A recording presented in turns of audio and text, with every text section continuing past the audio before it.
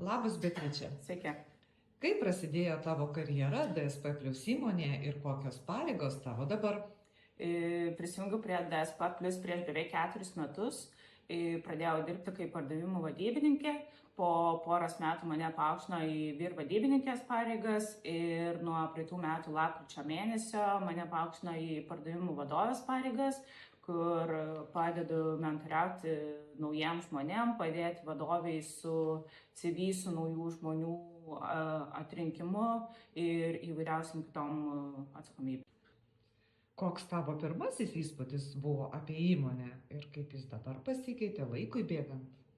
Šiaip viskas buvo kaip ir labai puikiai. Tiesą sakant, net nebūčiau pradėjus dirbti, jeigu kažko tai būčiau pajautus, kad nelabai tinkama aplinka, nes pas mus darbo antrame pokalbyje būtent dalis vyksta bendroje salėje, kur mes visi dažniausiai ir būnam. Tai labai galima pajausti aplinką, kokie kolegos yra aplinkui. Tai tas sudarė tikrai gerą įspūdį. Tai aišku, pirmą dieną, kai pradėjau dirbti, tai buvo pakankamai nejauku, turbūt kaip ir visur, bet visi kolegos atsakė į 1001 klausimą, viskas buvo labai puikiai, greitai įsivažiavau, tai kažkokio nejaukumo ar negerumo tai tikrai nebuvo ir viskas tikrai visai neblogai sekėsi. Gal kokia viena sėkmės istorija ar kažkokį projektą, kuo didžiuojasi?